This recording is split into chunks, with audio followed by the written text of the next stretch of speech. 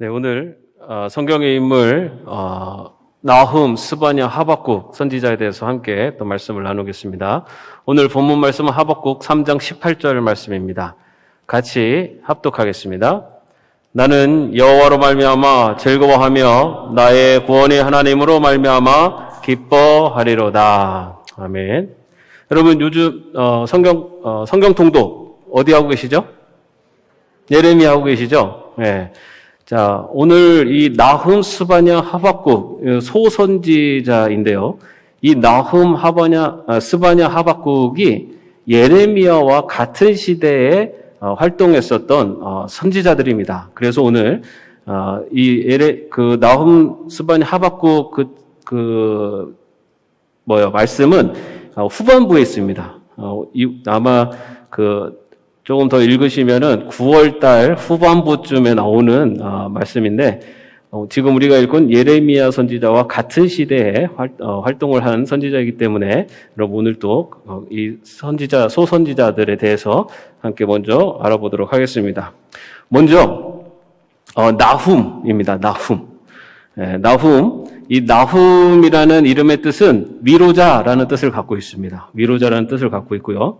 그 다음에 유다 남쪽 시몬 지파의 엘고스 출신이다라고 그렇게 성경은 기록하고 있는데, 이 엘고스가 어느 지역인지는 사실 정확히는 알지 못합니다. 그래서 유다에 속한 지파의 유다인이다라는 것은 얘기를 하고 있습니다. 그 다음에 예레미야, 스바냐와 동시대에 활동한 선지자입니다. 어떻게 보면 이렇게 활동한 시기를 조금 말씀을 드리면, 나훔이 조금 더 일찍, 그리고 예레미야와 나훔이 거의 동시대에 이제 좀 시작을 합니다. 그렇게 시작을 하고, 그 다음에, 이 예레미야가 어떻게 보면은 좀 가장 오랫동안 활동을 한 선지자입니다. 그래서, 요시야 왕 때부터 시작을 해가지고, 이 유다가 멸망할 때까지, 그래서 애굽으로까지 가는 그 시대 전체에 활동했었던 선지자는 예레미야고요. 근데 그 요시야 시기 그 바로 앞에서 활동했었던 선지자가 나훔입니다. 그 다음에가 스바냐, 그리고 가장 유다가 멸망하는 바로 그 즈음 그때에 활동했었던 또 선지자가 하박국입니다. 그래서 순서를 좀 보자면은 나훔, 그리고 예레미야, 그리고 예레미야는 거기서부터 쭉 마지막까지 가고요. 중간에 스바냐, 그 다음에 마지막 유다가 멸망하기 직전에 하박국, 이렇게 순서대로 선지자들이 활동을 하게 됩니다. 그 중에서 이제 처음에 이제 나훔이 활동을 하게 되는데, 우리가 아는 것처럼 소선지자이며, 그 소선지서인 나훔설의 저자이기도 합니다. 여러분, 대선지서와 소선지서 나누는 기준 아시죠? 예. 분량이 많은 건 대선지서고, 분량이 적은 건 소선지서입니다. 특별히 거기에 특별한 기준이 없습니다. 자, 그러면 이 나훔이 이 활동을 할 때, 나훔 선지자가 활동을 할 때 시대적 배경은 어떤 때냐면은, 이때는 누가 고대 근동의 패권을 장악하고 있었냐면은 아시리아입니다. 아시리아가 북이스라엘을 멸망시켰습니다. 그죠? 북이스라엘을 멸망을 시켰고요. 그래서 이 팔레스틴 지역에 패권을 잡고 있었고, 거기다가 애굽까지도 그 세력을 확장하고 있었던 것이 아시리아였습니다. 다시 말해서 이 아시리아는 당시에 가장 강대한 나라였습니다. 가장 고대 근동 그쪽 지역을 장악하고 있는 가장 강력한 나라가 아시리아였습니다. 근데 그렇게 강력한 아시리아에 대해서 이 나훔 선지자가 예언을 하는데, 어떤 예언을 하게 되냐면은, 하나님은 죄에 대해서 반드시 심판하시는 분이다 라는 것을 말씀을 합니다. 나훔서 1장 3절 말씀에 보면요, 여호와는 노하기를 더디하시며 권능이 크시며 벌받을 자를 결코 내버려 두지 아니하시느니라. 여호와의 길은 회오리 바람과 광풍에 있고 구름은 그의 발에 티끌이로다 라고 하면서 벌받을 자를 결코 내버려 두지 아니하신다. 하나님은 노하기를 더디하시지만 벌받을 자, 의를 행하시는 분이다 라고 합니다. 그런데 이 나훔서에서 이야기하고 있는 벌받을 자가 누구냐면은 바로 아시리아입니다. 당시에 가장 강력한 나라고 가장 패권을 장악하고 있는 이 아시리아를 보고 나훔이 하나님께서 이 아시리아를 벌하실 것이다, 심판하실 것이다 라고 그렇게 예언을 하는 겁니다. 사실 오늘날로 말하면 이렇게 비유를 들을 수 있을까요? 하나님께서 중국을 심판하실 것이다. 여러분 이 얘기를 들으시면 어떻게 들리세요? 하나님이 분명히 심판하실 거를 믿습니다. 할 수도 있지만 한편으로는 중국? 저 큰 나라가 어떻게 심판을 받아? 이렇게 느끼는 것처럼 당시에 이 아시리아라는 이 제국은 굉장히 강력한 그 고대 근동을 다 장악하고 있었기 때문에 그 아시리아가 멸망할 것이다라고 하는 그런 예언은 사실은 많은 사람들의 귀에 어떻게 보면 한 귀로 듣고 한 귀로 흘러갈 수 있는 그런 내용이었습니다. 그러나 하나님께서는 나훔 선지자를 통해서 이 아시리아도 하나님의 의로 심판을 받을 것이다라는 것을 선포를 하게 됩니다. 그러면서 또 어떤 내용을 이 아시리아에서 나훔의 예언은 70여 년 전 요나의 심판 경고로 회개했음에도 불구하고 다시 패역해진 니느웨에 대하여 철저한 멸망을 선포하고 있다. 여러분 아시리아의 수도가 어디죠? 니느웨죠. 그죠? 자, 니느웨가 멸망당하는 것을 하나님께서 그 니느웨를 살리시기 위해서 누구를 보냅니까? 요나. 그죠? 요나를 보내죠. 요나가 하나님께서 니느웨로 가서 그 니느웨 사람들에게 하나님의 심판을 선포하라라고 그렇게 했더니 이 요나가 하나님께서 가라고 하지만은 가질 않죠. 왜 안 갑니까? 심판을 선포하는 그 자체가 싫은 게 아니라 혹여나 심판을 선포해가지고 그 니느웨 사람들이 회개할까봐. 저 니느웨, 아시리아의 니느웨, 아주 이스라엘의 철천지 왼수가 심판을 받아야 되는데 회개할까봐 이 요나가 하나님 말씀을 안 듣고 다시 쓰르다가 가는 배를 타고 도망가려고 합니다. 그런데 하나님께서는 고기 뱃속에 3일 동안 잠수시키셔가지고 니느웨로 보내셔서 그리고 니느웨로 보내셔서 니느웨 심판을 선포합니다. 이 사실 요나가요 마지막까지도 별로 이렇게 니느웨가 회개를 안 했으면 좋겠다 그런 마음이었어요. 그래서 그 니느웨 가서 선포할 때도 이 요나가 니느웨 성이 굉장히 큰 성입니다. 그래서 거기를 다니려면은 오랜 시간이 걸리는데 아주 짧은 시간 쓱 가고 선포하고 쏙 도망 나옵니다. 왜냐면은 이 니느웨는 원수예요, 원수. 이스라엘의 원수.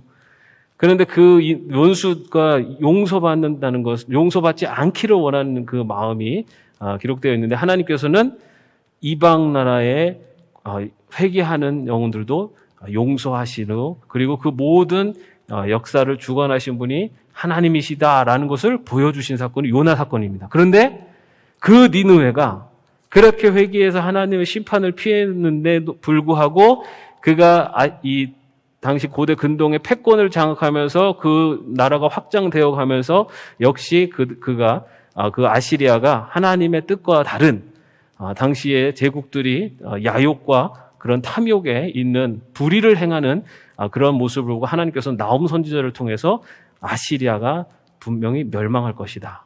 니느웨 성이 멸망할 것이다. 라고 하는 그런 예언을 선포하게 됩니다. 그래서 이 나훔서는 그 주 내용이 니느웨 성의 아시리아의 심판을 선포하는 내용이 이 나훔서입니다.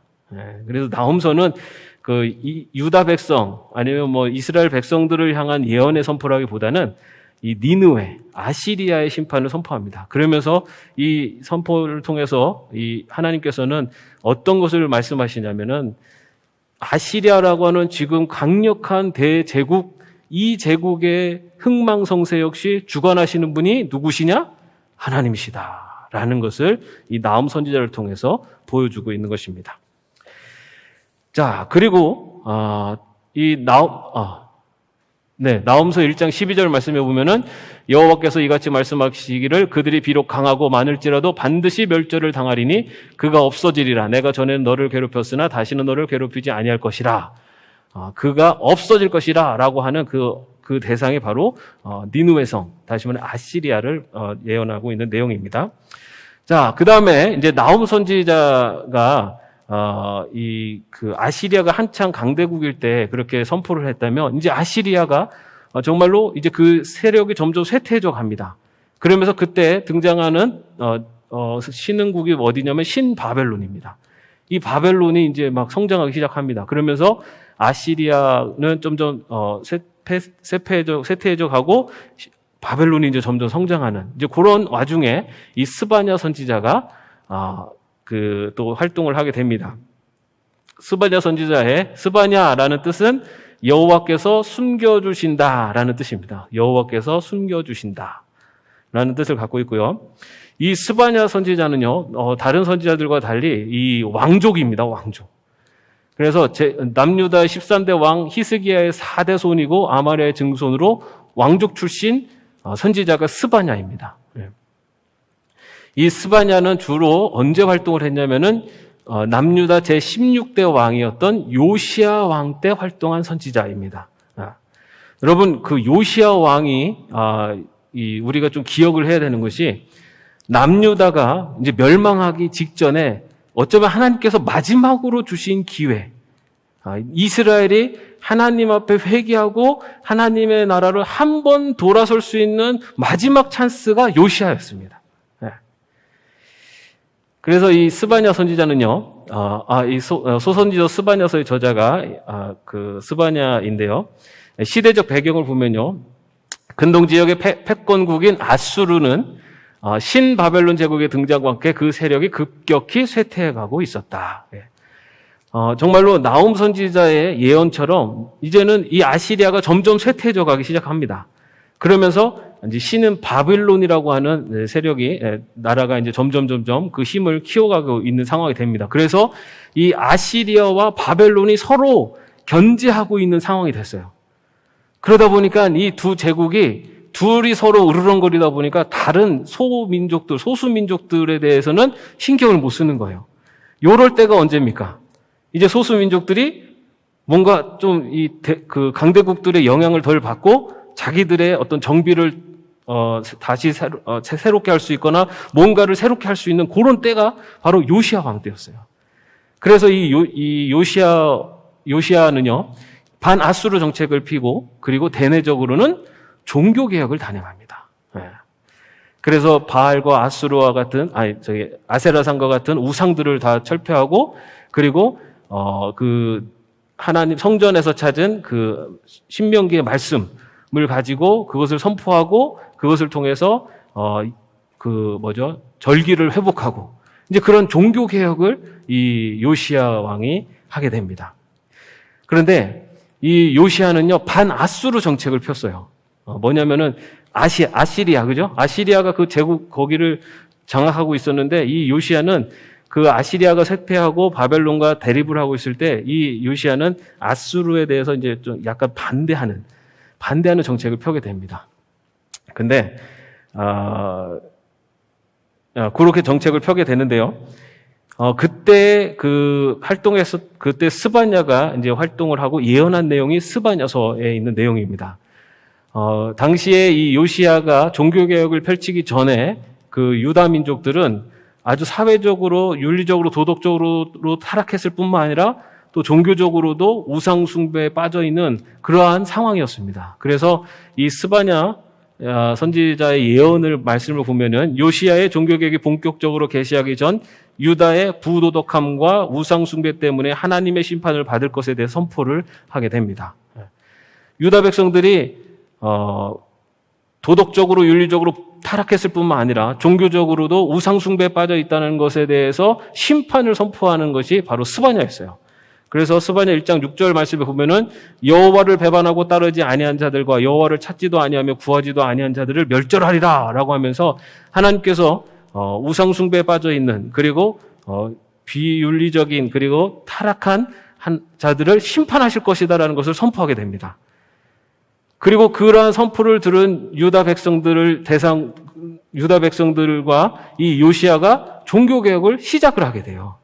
그래서 이 스바냐 선지자는 그 요시야가 종교 개혁을 시작하기 직전에 이 유다 백성들에게 그 죄에 대해서 심판을 선포한 것이 바로 이 스바냐 선지자입니다.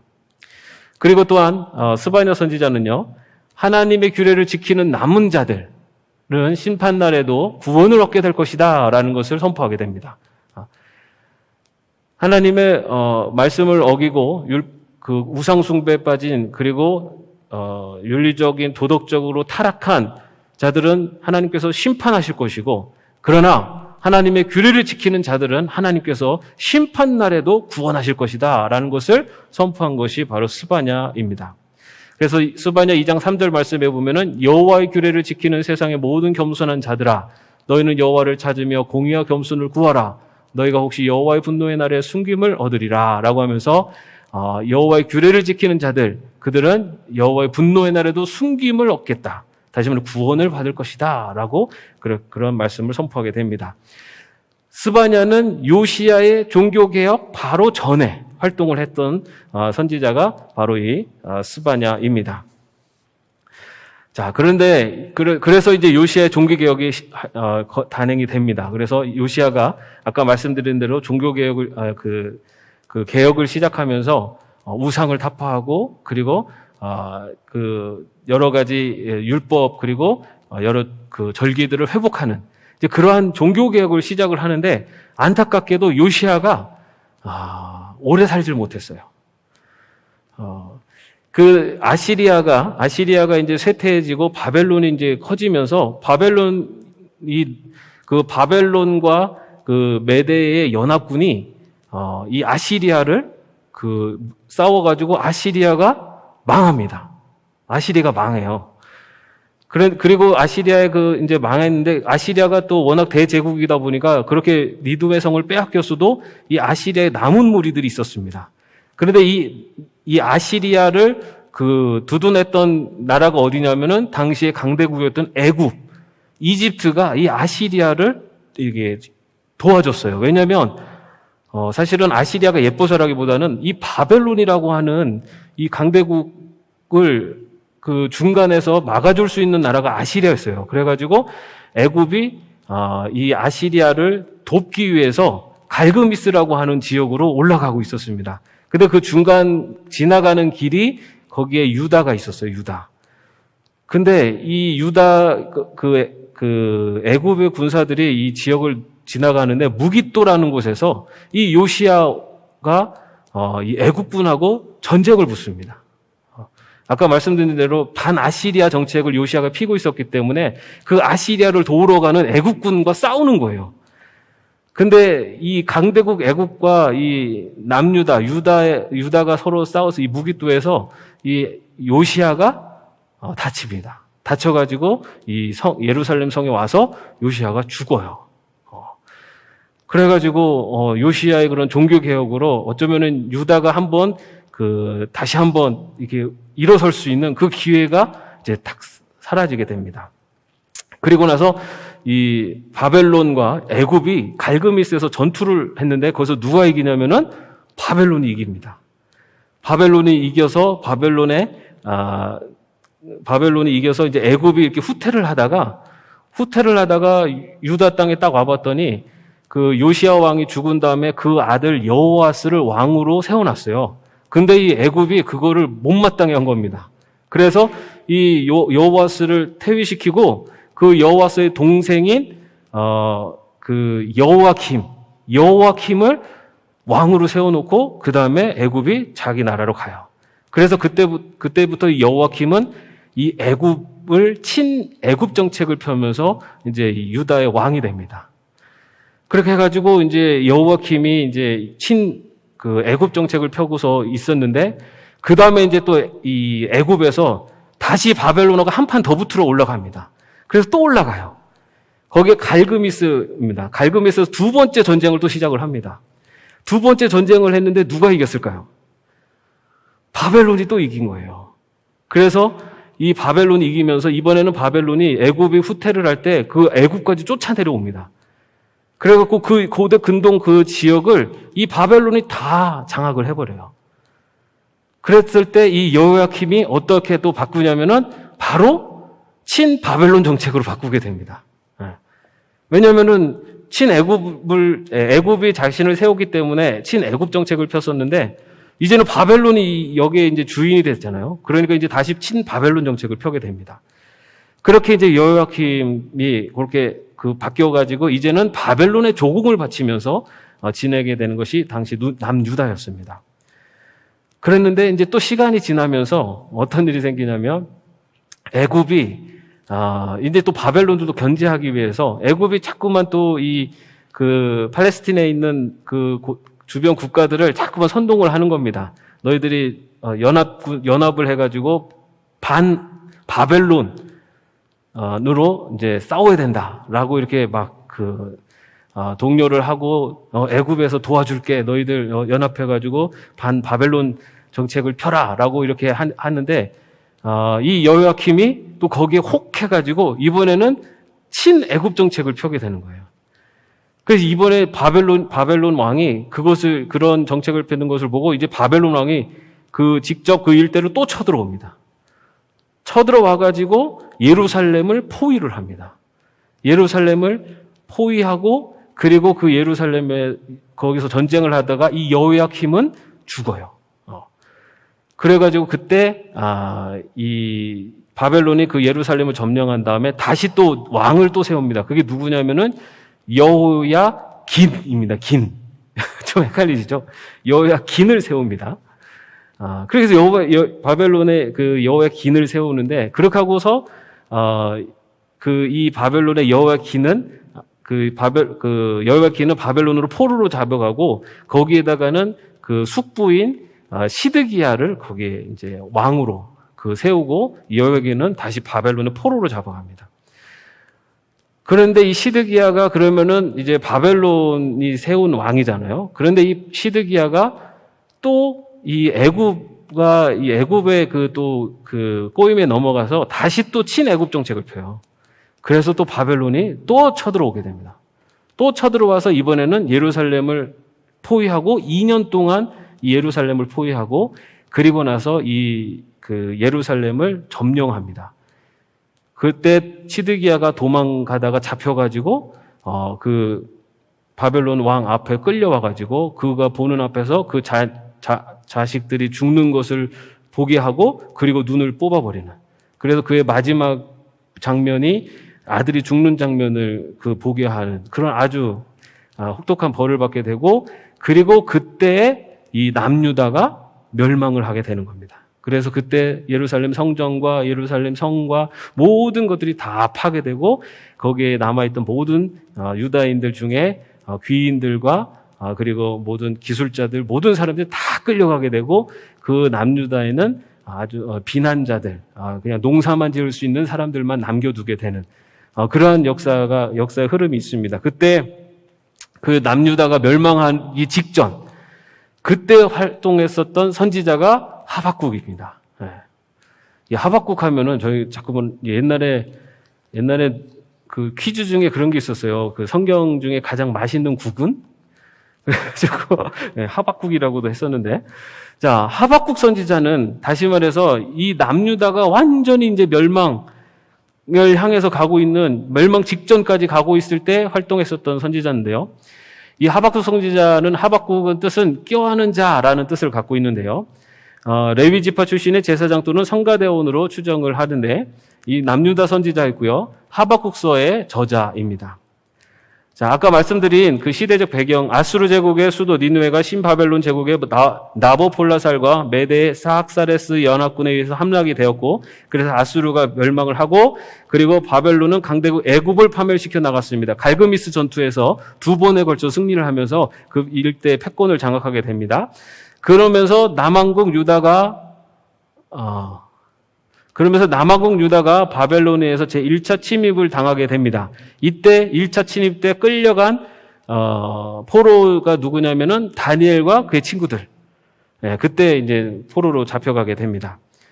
그 이후에도 바벨론에 의해서 2번에 걸친 침략이 있었고 그 침략으로 인해서 586년에 결국은 예루살렘이 바벨론 제국에 의해서 멸망을 되게 됩니다. 그런데 그 바로 멸망되기 직전에 하박국 선지자가 예언을 하는데 어떤 것을 예언하느냐? 이 하박국서의 특징은요, 하박국이 질문을 하면은 하나님이 대답을 해주시는 대화 형식으로 되어 있어요. 그래서 하박국이 질문하는 가장 핵심이 뭐냐면 왜 악을 사용하시는가?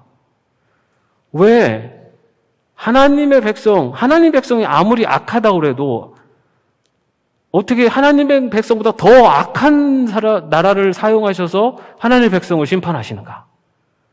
이게 하박국이 이해가 안 되고 이해가 안 되는 거죠. 여러분, 우리는 성경에서 하나님께서 바벨론을 들으셔서 몽둥이를 쓰셔서 하나님의 백성을 치셨다 이렇게 하는데 그러면은 바벨론이라고 하는 나라가 이스라엘과 비교했을 때 과연 그럼 더 의로운 나라냐? 그게 아니죠. 그죠? 바벨론이라는 곳은 하나님을 알지도 못하는 나라고 어떻게 보면 우상숭배의 나라고 더 많은 죄를 짓는 나라라고도 할 수 있습니다. 그런데 하나님께서는 어떻게 하나님의 백성을 치시는데 그런 악을 사용하시느냐?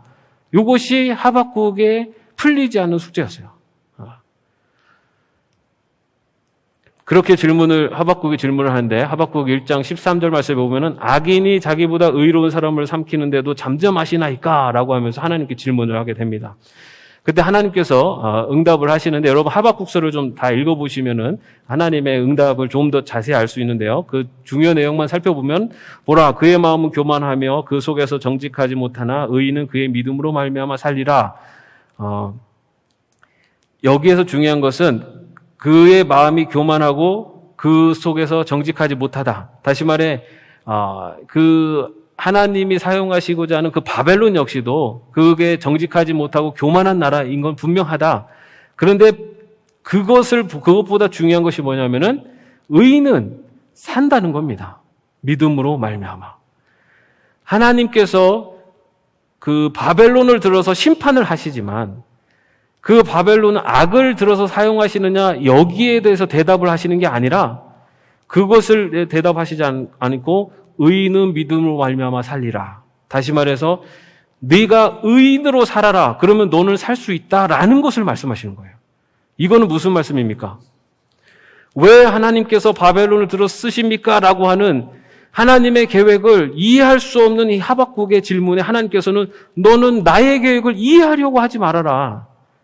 내가 어떻게 하나님의 계획을 다 할 수 있으며 그것을 이해할 수가 있겠느냐. 중요한 것은 너는 믿음으로 의인으로 살아라. 너가 있는 자리에서. 그런 답을 주시는 거예요.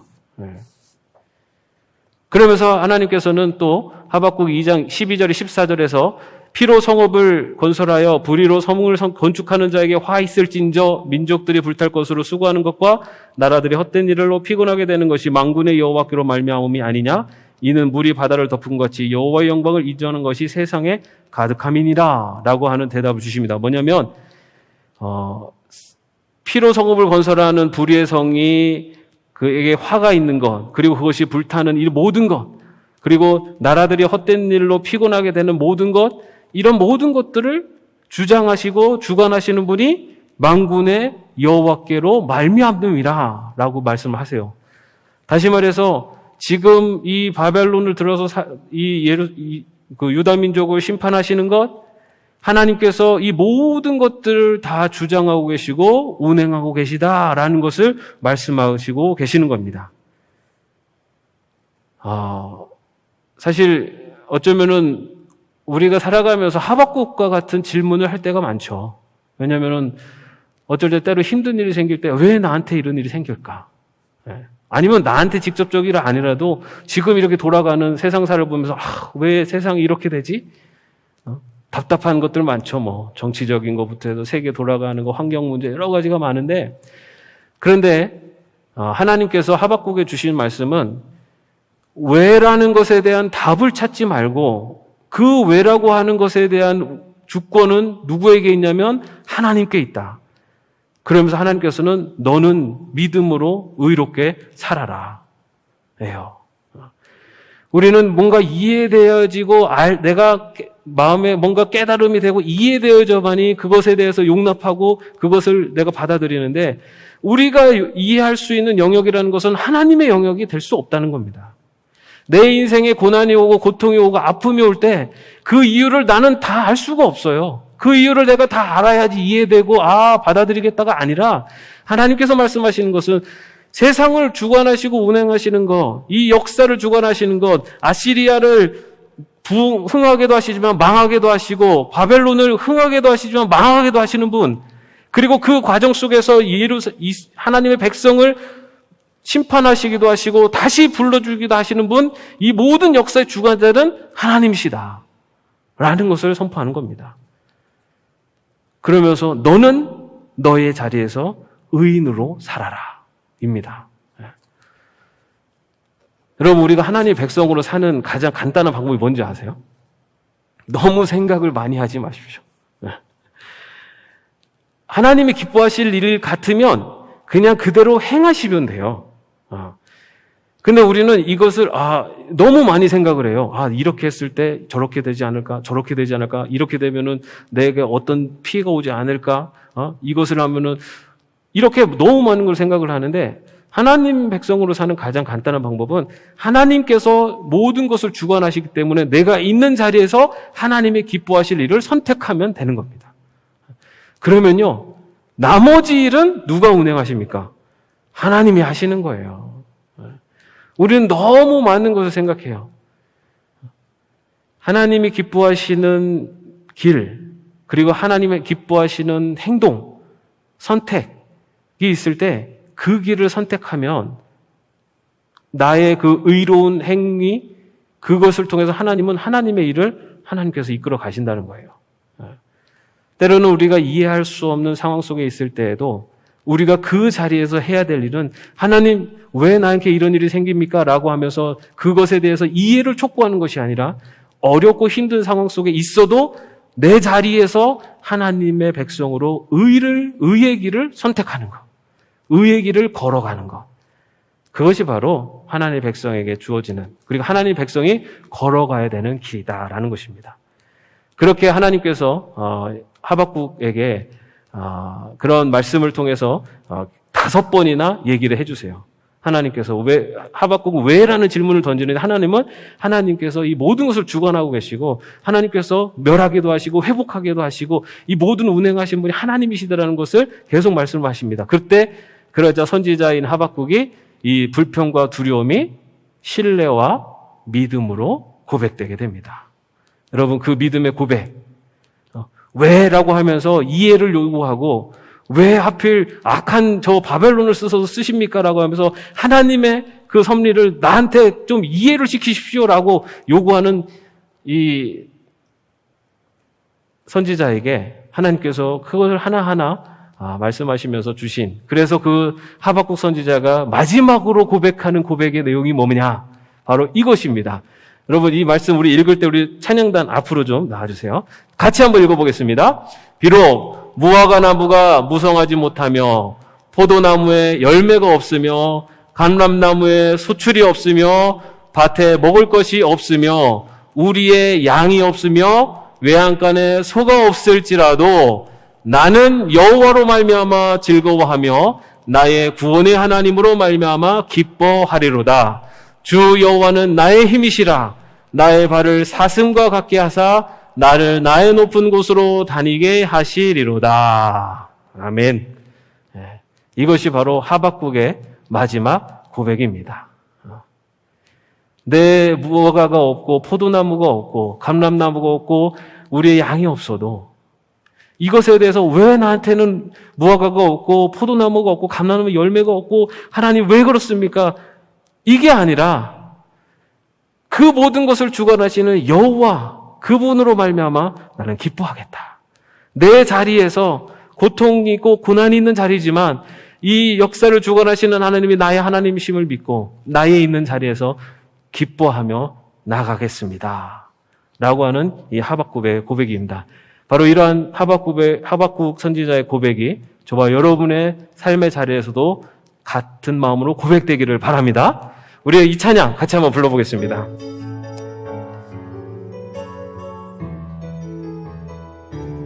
박수 치면서 찬양합시다. 무화과 나무 잎이 마르고 무화과 나무 잎이 마르고 포도 열매가 없으며 감람나무 열매 그치고 논밭에 식물이 없어도 우리의 양떼가 없으며 외양간 송아지 없어도 난 여호와로 즐거워하리 난 여호와로 즐거워하리 난 구원의 하나님을 인해 기뻐. 다시 한번 찬양하겠습니다. 무화과 나무 잎이 마르고 포도 열매가 없으며 감람나무 열매 그치고 논밭에 식물이 없어도 우리의 양떼가 없으며 외양간 송아지 없어도 난 여호와로 즐거워하리 난 여호와로 즐거워하리 난 구원의 하나님을 인해 기뻐하리라. 할렐루야. 여러분, 여러분의 삶 속에 무화과 나무가 없고 포도원에 열매가 없고 또 감람나무 열매가 없고 식물이 없어도 여러분 우리의 삶 속에 없을 때도 있죠. 여러분 우리가 언제나 내가 원하는 모든 것들이 충족하지 않지 않습니까? 그리고 때로는 어려울 때도 있습니다. 힘들 때도 있고. 그런데 여러분 오늘 이 하박국의 고백처럼 우리는 우리의 자리에서 하나님의 백성으로서의 길을 걸어가면 됩니다. 우리가 이해하지 못하는 것을 이해하려고 노력하는 것보다는 지금 내 자리에서 하나님이 원하시는 삶이 무엇인지 그 길을 선택하는 것, 그것이 바로 만군의 여호와를 믿는 하나님의 백성의 올바른 신앙의 모습일 줄로 믿습니다. 난 여호와로 즐거워하리라. 그 난 여호와로 즐거워하리, 이 말씀이 여러분의 저와 여러분의 고백이 되기를 바랍니다. 이 시간 우리도 찬양을 한 곡 더 할 텐데요. 나의 힘이 되신 여호와, 나를 인도하시는 여호와, 나의 인생을 주관하시는 여호와, 이 우주 만물을 운행하시는 여호와, 그 여호와 하나님을 사랑합니다 라고 하는 믿음의 고백을 우리 함께 하겠습니다. 나의 힘이 되신 여호와여, 내가 주님을 사랑합니다. 내가 주님을 사랑합니다. 주는 나의 반석이시며 주는 나의 반석이시며 나의 요새신. 주는 나를 건지시는, 주는 나를 건지시는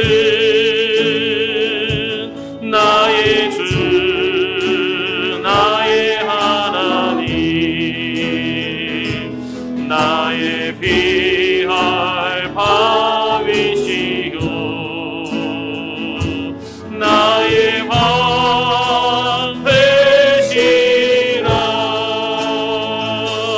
나의 하나님,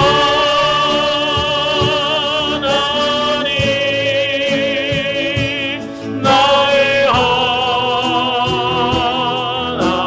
하나님, 구원의 뿌리시오, 구원의 뿌리시오, 나의 산소, 나의 생명이신 여호와여, 나의 생명이신 여호와여. 내가 주님을 찬양합니다. 내가 주님을 찬양. 주는 나의 사랑이시며, 주는 나의 사랑이시며 나의 의지시라. 주는 나를 이끄시오, 주는 나를 이끄시오, 주의 길 인도하시며 나의 생의 목자 되시니 내가 따르리. 우리 두 손 높이 들고 찬양합시다. 나의 하나님, 나의 하나님,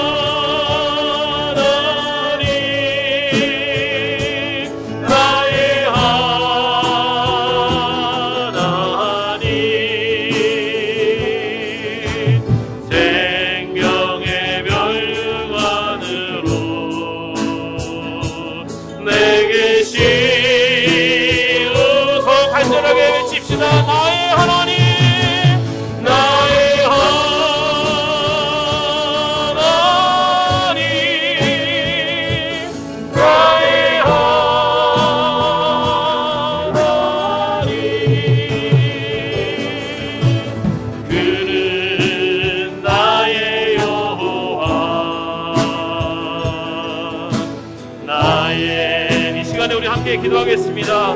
하나님, 내 인생에 내가 이해할 수 없는 상황이 오더라도, 내 상황이 어떠한 자리에 있더라도 나의 자리에서 하나님이 기뻐하시는 길, 하나님이 원하시는 길을 걸어가는 의로운 자, 하나님의 백성으로 살아가겠습니다. 우리 이 시간에 함께 기도하겠습니다. 아버지 하나님, 이 시간에도 나의 하나님, 나의 하나님, 나의 반석이시오 나의 구원이 되시는 하나님, 그 하나님을 분명히 믿으며, 그 하나님이 나의 하나님임을 믿으며, 전지전능하신 하나님이 내 인생을 주관하고 계심을 믿으며, 나의 자리에서, 나의 처지에서 아버지 하나님 기뻐하시는 하나님의 백성으로 살겠습니다. 아버지 하나님이 우리들의 연약함을, 아버지 우리의 부족함을 아버지 하나님 아시오니, 아버지 우리를 굳건히 세워 주시옵소서. 하나님이 이거 기뻐하시는 길, 하나님이 원하시는 길을 선택하며 하나님의 백성으로 걸어갈 수 있는 저희 삶이 되게 하여 주시옵소서.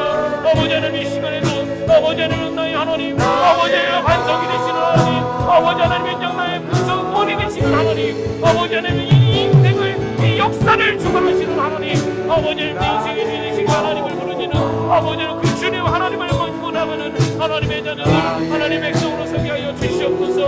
아버지 하나님, 이 시간에도 아버지 하나님 우리 인생에 때로는 이해할 수 없는 일들, 아버지 하나님 때로는 우리 인생에 할 수 없는 일들, 아버지 하나님 때로는 아버지 하나님의 인정 우리 인생 지혜로 아버지 우리 인생에게 들어갈 수 없는 일들이 있을 때, 아버지 우리 삶의 고난의 자리, 고통의 자리, 아버지 우리 삶에 어떤 문제 있을지라도 아버지 하나님의 그 자리에서 아버지 하나님의 우리가 하나님의 자리에 가는보다는 아버지 우리 자리에서 하나님의 원하시는 길을 선택하며 하나님이 원하시는 길을 걸어갈 수 있는 하나님의 자녀의 길을 걸어갈 수 있도록 인도하여 주시옵소서. 아버지, 세상은 아버지 하나님 우리가 할 수 있는 많은 안타까운 일이 일어나고 있습니다. 아버지 하나님 그 모든 것들을 아버지 해결하고 아버지 걸어가신 분이 하나님이신 줄 믿습니다. 아버지 우리 자리에서 하나님 원하시는 아버지 하나님 인정 하나님 백성의 길을 선택하며 나갈 수 있는 데 될수록 아버지를 채워주시고 인도하여 주옵소서. 주님 역사하여 주시옵소서. 아버지 말씀에 때 하나님의 놀라운 섭리가 아버지 우리 속에 나타나게 하여 주옵소서. 나의 하나님, 나의 하나님,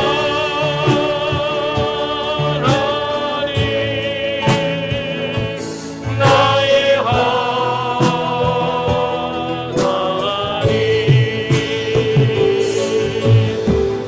생명의 멸류관으로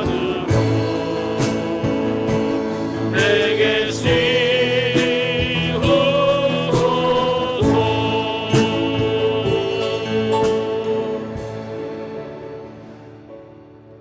주 예수 그리스도의 은혜와 하나님의 사랑하심과 성령님의 교통하심과 동행하심이 이 우주를 주관하시고 내 인생을 주관하시는 하나님이 나와 함께하고 계심을 분명히 믿으며 나의 삶의 자리에 어떤 모습이 있을지라도 하나님의 백성, 하나님이 원하시는 길을 가기로 마음속에 결단하는 주의 종들 머리 위에 이제부터 영원까지 함께 없시기를 간절히 축원하옵나이다. 아멘.